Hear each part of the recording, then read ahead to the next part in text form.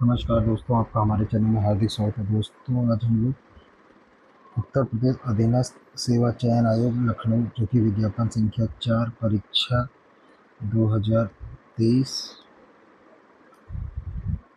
का परिवर्तन कांस्टेबल जो हाल ही में 11/5/2025 को पेपर हुआ था, उसका मास्टर सेट जो आयोग ने जारी किया था उस हिसाब से क्वेश्चन करा रहे हैं। वीडियो अच्छी लगे तो चैनल को लाइक और सब्सक्राइब दोस्तों जरूर कर दीजिएगा।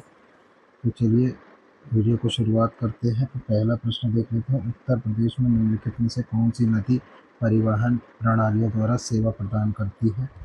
तो यह गंगा नदी करती है। उत्तर प्रदेश में निम्नलिखित में से किस शहर में अंतर्राष्ट्रीय हवाई अड्डा है? तो अंतर्राष्ट्रीय हवाई अड्डा यूपी में टोटल 5 है। तीसरा प्रश्न पे आते हैं। जवाहरलाल नेहरू शहरी नवीकरण के तहत उत्तर प्रदेश में प्रमुख शहरों में बस परिवहन को बेहतर बनाना ए और बी था। इसमें उत्तर प्रदेश की पहली राष्ट्रीयकृत परिवहन सेवा कब शुरू हुई? तो 1947 में पहली परिवहन राष्ट्रीयकृत परिवहन सेवा प्रारंभ हुई। 1 जून 1972 को उत्तर प्रदेश के किस संगठन का गठन किया गया? तो उत्तर प्रदेश राज्य सड़क परिवहन निगम का गठन किया गया। कौन सा एक्सप्रेसवे ग्रेटर नोएडा से आगरा को जोड़ता है? तो यह यमुना एक्सप्रेसवे जोड़ता है। आगरा और लखनऊ एक्सप्रेसवे की लंबाई कितनी है? 302 किलोमीटर है। किस एक्सप्रेसवे को देश का सबसे लंबा ग्रीनफील्ड एक्सप्रेसवे कहा जाता है? तो इसे आगरा लखनऊ एक्सप्रेसवे को कहा जाता है। पूर्वांचल एक्सप्रेसवे की अनुमानित लंबाई कितनी है? तो पूर्वांचल एक्सप्रेसवे की अनुमानित लंबाई 340.82 किलोमीटर है। केंद्रीय सड़क परिवहन और राजमार्ग मंत्रालय के अनुसार उत्तर प्रदेश के राष्ट्रीय राजमार्गों की कुल लंबाई कितनी है? तो 8,483 किलोमीटर। उत्तर प्रदेश में राज्य राजमार्गों की कुल लंबाई 8,432 किलोमीटर। कौन सा जिला यूपी SH1 मार्ग पर नहीं है? तो बनारस नहीं है। यूपी SH7 किन दो प्रमुख शहरों को जोड़ता है? इलाहाबाद और गोरखपुर। बदायूं जिले में कौन सा राजमार्ग है? तो SH18। तो किस राज्यमार्ग में लखनऊ आजमगढ़ बलिया मार्ग के नाम से जाना? SH34। फिर उत्तर प्रदेश मोटर वाहन परिवहन अधिनियम 1997 को लागू करने का मुख्य उद्देश्य? परिवहन आयुक्त। उत्तर प्रदेश मोटर वाहन कारखाना 1997 के तहत वाहन उत्तर प्रदेश मोटर वाहन कारखाना अधिनियम 1997 इंजन क्षमता के आधार पर भारत में इलेक्ट्रिक मोबिलिटी को बढ़ाने के लिए 2013 में कौन सी सरकारी नीति स्टार्ट हुई थी? तो उपयुक्त में से कोई नहीं था। फिर ये चलिए PM 2.5 क्या है? तो ये 2.5 माइक्रोमीटर से कम व्यास वाले कण होता है। कौन सी गैस वाहनों द्वारा सीधे उत्सर्जित नहीं होती? ओजोन। 2023 तक भारत में वाहन उत्सर्जन परीक्षण में भविष्य में क्या विकास अपेक्षित है? तो ये implementation of real drive emission RDE के कार्यान्वयन। उत्तर प्रदेश में ईंट भट्टों से होने वाले प्रदूषण को नियंत्रित करने के लिए जीएनजी तकनीक का परिवर्तन करना। उत्तर प्रदेश औद्योगिक प्रदूषण की निगरानी इको वॉच ग्रुप। नई स्क्रैप नीति का लक्ष्य 20 वर्ष से अधिक पुराने वाहनों को 2030 तक हटाना है। फिर नई स्क्रैप नीति की घोषणा 2021 में हुई। इम्पोर्टेंट क्वेश्चन हम करा रहे हैं कि वीडियो लंबी हो जाएगी क्योंकि परिवहन का तो पेपर हो चुका है हमारा। तो मेन टारगेट है जूनियर असिस्टेंट पेपर और स्टेनो पेपर जो अगला आएगा। तो उस हिसाब से जो यूपी के स्पेशल प्रश्न है वही देखते हैं क्योंकि ये मोटर वाहन से जुड़े प्रश्न है तो ये शायद ही दोबारा कहीं पूछे जाएं।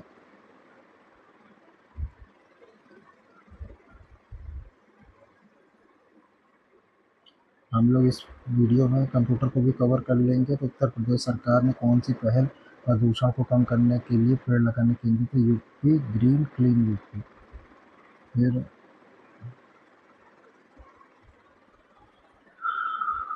भारत से रिलेटेड है। कर्ण वंश का पहला राजा कौन था? तो कर्ण वंश का पहला राजा वासुदेव था। उत्तर प्रदेश में पत्थर शिल्प इस्तेमाल की जाने वाली लोकप्रिय सामग्री निम्नलिखित में कौन सी रही है? तो पुस्तक अज्ञा किस साहित्य आंदोलन के प्रमुख प्रतिपादक थे? तो नई कविता के थे।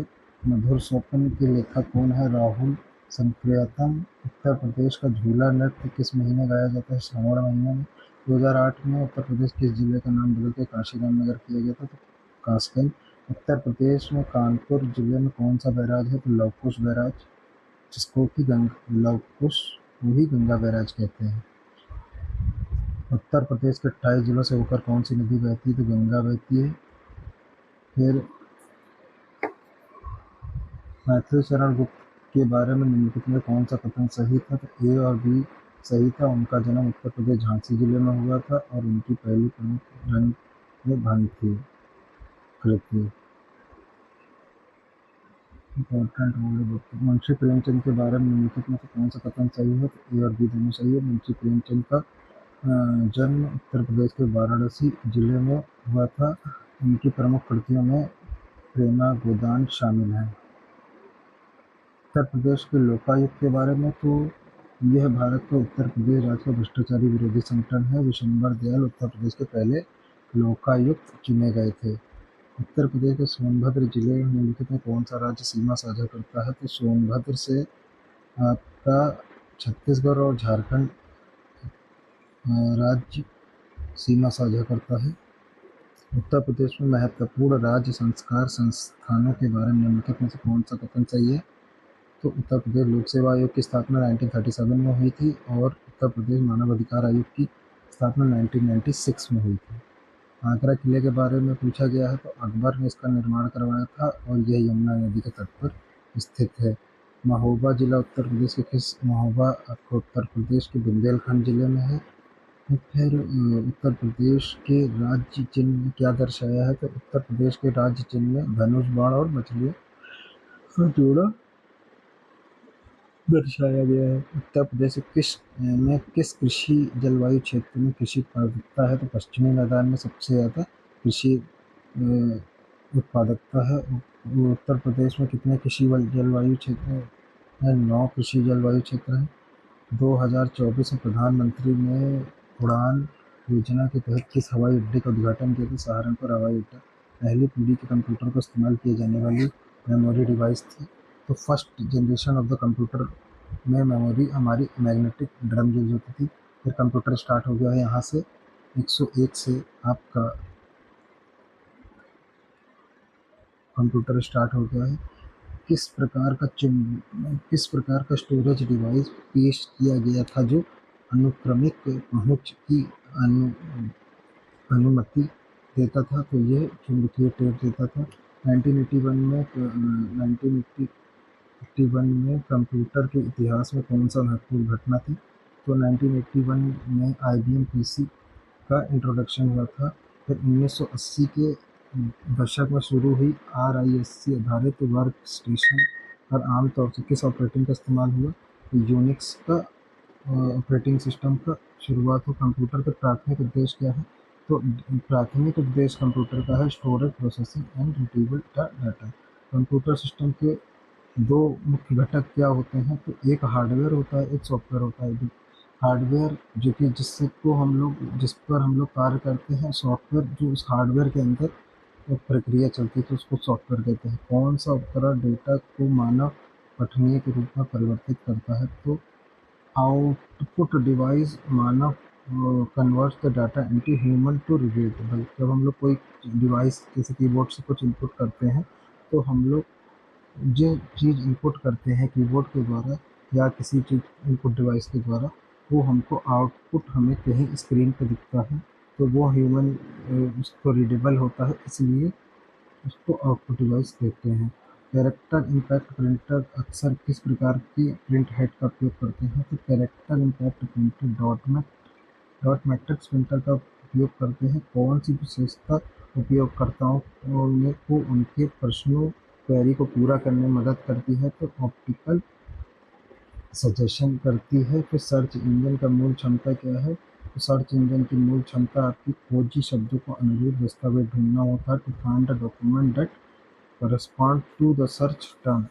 फिर डिक्रिप्शन यूटिलिटी का उद्देश्य क्या होता है? To restore the content of the compressed file. Data का बैकअप ना लेने में संभावित परिणाम क्या होता है? जब हम लोग कोई सिस्टम में अपने कुछ इनपुट करते हैं या कोई फाइल सेव करते हैं और अगर हम लोग उसका कोई बैकअप नहीं बना के रखते हैं, जैसे कि बैकअप के रूप में हम लोग अगर उसका डाटा कहीं सीडी में ले लें, पेन ड्राइव में ले लें या फिर क्लाउड पे डाल दें, तो हमारा डेटा लॉस बच सकता है। भविष्य में हम उसको दोबारा से एक्टिवेट कर सकते हैं। पर अगर हम लोग बैकअप नहीं लेते हैं और हमारा सिस्टम क्रैश हो जाता है या हार्ड डिस्क ख़राब हो जाती है या कोई भी स्टोरेज जहाँ से फेल हो जाता है, तो फिर हमको डेटा लॉस हो जाता है। इंटरनेट प्रोटोकॉल की प्राथमिक भूमिका क्या है? तो इंटरनेट प्रोटोकॉल की प्राथमिक भूमिका पैकेट की जानकारी को विभाजित करना और उन्हें गंतव्य तक पहुँचाना। फिर इंटरनेट के प्रत्येक कंप्यूटर को आमतौर पर क्या कहा जाता है? तो इंटरनेट पर प्रत्येक each computer on internet is commonly known as host. किस प्रकार के कंप्यूटर को इंटरनेट होस्ट माना जाता है? तो main frame computer, mini computer, personal computer को हम लोग इंटरनेट होस्ट मानते हैं। होस्ट कंप्यूटर नाम के दो भागों में सामूहिक रूप से क्या होता है? तो सामूहिक नाम से डोमेन होता है। कोर टू ड्यू किससे संबंध है? तो कोर टू ड्यू आपके प्रोसेसर से संबंध है, जिसमें कि दो कोर ड्यूअल कोर प्रोसेसर हैं। इसका फुल फॉर्म होता है dual core processor. Computer system में संदर्भ में बस क्या है? तो बस क्या है? तो तारों का एक बंडल जो विभिन्न घटकों के बीच सिग्नल को पावर देता है। A bundle of wire that carry signal and power between different component. IBM में जेड-ओएस ऑपरेटिंग सिस्टम की क्या भूमिका है? To manage. तो आईबीएम में एक साथ उपयोगकर्ताओं को अनुरोध करने का प्रतिबंध करना। To manage the stimulation user and their request. Memory 120वां प्रश्न पे आते हैं। मेमोरी डेटा में एमडीआर क्या है? तो मेमोरी डेटा में मेमोरी से संग्रहित या पुनर्प्राप्त किया जाने वाला मान। A value being stored to be retrieved from the memory. दृश्य रूप से जानकारी देखने के लिए कौन सा आउटपुट डिवाइस हम लोग आवश्यकता है? तो मॉनिटर की आवश्यकता है। किस प्रकार का प्रिंटर नोजल के माध्यम से स्याही का छिड़काव करता है? तो इंकजेट प्रिंटर स्याही का इस्तेमाल करता है नोजल के द्वारा। ईमेल में प्राथमिक प्राप्तकर्ता को प्राप्त चले बिना दूसरों की कॉपी करने के लिए निम्न में से कौन उपयोग किया जाता है? तो इसमें ब्लाइंड कार्बन कॉपी कहते हैं, जिसका शॉर्ट फॉर्म होता है बीसीसी। तो बीसीसी क्या कार्य करता है? ईमेल में प्राथमिक प्राप्तकर्ता को पता चले बिना दूसरों को कॉपी करके करने के लिए निम्न में उपयोग किया जाता है। फिर आईपी के सबसे कम कॉमन डिनोमिनेटर प्रोटोकॉल को क्या माना जाता है? यह उन नेटवर्क को बहुत कम मांग करता है जिन पर यह चलता है। इंटरनेट बनाने वाले नेटवर्क में किस रूटिंग प्रोटोकॉल का उपयोग होता है? तो इसमें एक्सटीरियर गेटवे प्रोटोकॉल का यूज होता है। फिर पाथ एमटीयू। पाथ एमटीयू क्या है? तो व्हाट इज पाथ एमटीयू? तो एमटीयू का फुल फॉर्म होता है मैक्सिमम ट्रांसमिशन यूनिट। तो the smallest maximum packet size along with the path of the distribution.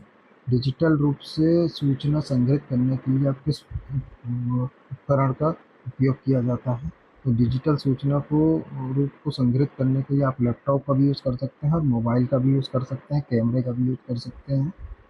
तो ऑप्शन में जो दिया गया है वही हमने लैपटॉप दिया गया था। बुनियादी मशीन लर्निंग प्रक्रिया में चरणों में क्रम सम्मिलित है। तो जो machine correct sequence of the step of the basic machine learning is data input, abstraction and generalization. ये 129 क्वेश्चन पे आते हैं। दिशा निर्देश नेविगेट करने के लिए किस ऐप का प्रयोग करते हैं? तो हम लोग जो कभी भी कोई जैसे कहीं जा रहे हो तो हम लोग जो दिशा निर्देश कई जगह का पता लगाना होता है तो हम लोग मैप्स का यूज़ करते हैं, जैसे कि हम लोग गूगल मैप का नेविगेट करने के लिए यूज़ करते हैं। तो निम्नलिखित में से कौन सा प्रतिरूप ईमेल भेजने का प्रारूप है? तो ईमेल भेजने के लिए हम लोग जो प्रारूप यूज़ करते हैं वो HTTP हाइपरटेक्स्ट मार्कअप लैंग्वेज का यूज़ करते हैं। ईमेल स्वरूप में संबंध में माइक्रोसॉफ्ट आउटलुक की सुविधा क्या प्रदान करता है? It use the Microsoft Word as email editor. Email attachment भेजने के लिए निम्नलिखित में कौन सा नवीनतम सर्वोत्तम मानक है? तो MIME एक सर्वोत्तम मानक है। उच्च गुणवत्ता वाले प्रिंटर कैसे अधिक सहज पैटर्न बनाते हैं? By shifting. तो ये क्या करते हैं कि by shifting the dot position to allow the addition dot to overlap. फिर गैर प्रभाव प्रिंटर द्वारा चित्र बनाने के लिए किन तकनीकों का उपयोग किया जाता है? तो laser technique, inkjet spray and electrostatic method का यूज़ किया जाता है। लेज़र प्रिंटर में घूमते हुए ड्रम पर चार्ज वितरण क्या बनाता है? तो यह लेज़र बीम बनाता है। ब्लॉगिंग के लिए ऑफिस वर्ड 2007 में कौन सी सुविधा पेश की गई है? तो वर्ड से सीधे blogging, blogging directly from the word. फिर क्या है IIoT का विस्तार करें? तो IIoT का इंडस्ट्रियल इंटरनेट, डबल IoT का क्या होता है full form? Industrial internet of thing, और सिंगल IoT का होता है इंटरनेट ऑफ थिंग्स। आप ईमेल में किस प्रकार की फाइल को संलग्न कर सकते हैं? तो ईमेल में हम लोग any file can be put in the file form. फिर जब कोई प्रक्रिया रेडी अवस्था में होती है तो उसका कार्य अर्थ क्या होता है? The process is ready to execute but waiting for the CPU to be allocated. फिर पेरेंट प्रोसेस आईडी प्राप्त करने के लिए किस कमांड का उपयोग करते हैं? तो गेट PID का इस्तेमाल करते हैं। ऑपरेटिंग सिस्टम में कौन सा भाग प्रक्रियाओं से संबंधित जिम्मेदार है जिसमें उनका निर्माण, समाप्ति और शेड्यूलिंग शामिल है? तो कर्नाल है। बैंकिंग के लिए USSD सेवा कौन सा प्लेटफॉर्म प्रदान करता है? तो यह होता है NUUP, national unified USSD platform, जिससे कि पेमेंट होता है। UPI किस सेवा के अनंत संस्करण है? तो IMPS की इमीडिएट पेमेंट सर्विस UPI होती है।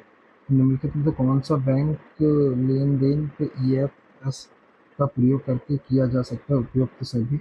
मुख्य रूप से भविष्य के कौशल को किस रूप से परिभाषित किया जाता है? तो यह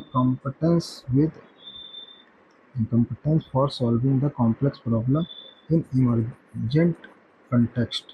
फिर आत्म प्रभावकर्ता के बारे में निम्नलिखित में कौन सा सत्य है? It involve the confidence one's own ability and taking the responsibility of decision. निम्नलिखित में से कौन सा दुर्भावनापूर्ण प्रोग्राम नहीं है जिसे एंटीवायरस सॉफ्टवेयर सुरक्षा करता है? तो वेब ब्राउज़र है।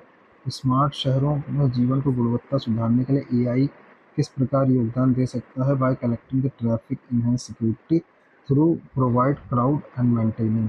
किस प्रकार इंटरफेस के लिए उपयोगकर्ताओं को बातचीत के लिए विशिष्ट कमांड याद रखने और दर्ज करने की आवश्यकता होती है? तो इसका ऑप्शन होगा CLI, कमांड लाइन इंटरफेस। फिर कौन सा टैब आपको चार्ट प्रकार चुनने और एक्सेल के डेटा स्रोत को व्यवस्थित करने की अनुमति देता है? तो ये हमारा डिज़ाइन टैब है। तो यहाँ हमारे 150 प्रश्न जो कि परिवर्तन कांस्टेबल में अभी पूछे गए थे, जिसमें कि 50 कंप्यूटर के प्रश्न थे और बाकी GK और UPGK और परिवर्तन कांस्टेबल का जो सिलेबस था उसके हिसाब से प्रश्न थे। तो वीडियो अच्छी लगी तो दोस्तों चैनल को लाइक और सब्सक्राइब दोस्तों जरूर कर दीजिएगा। इसका PDF आपको कमेंट बॉक्स में आप नंबर अपना सेंड करिए, आपको व्हाट्सएप कर दी जाएगी। Thanks for watching and do subscribe the channel YouTube, and best of luck for your junior assistant exam. Thanks.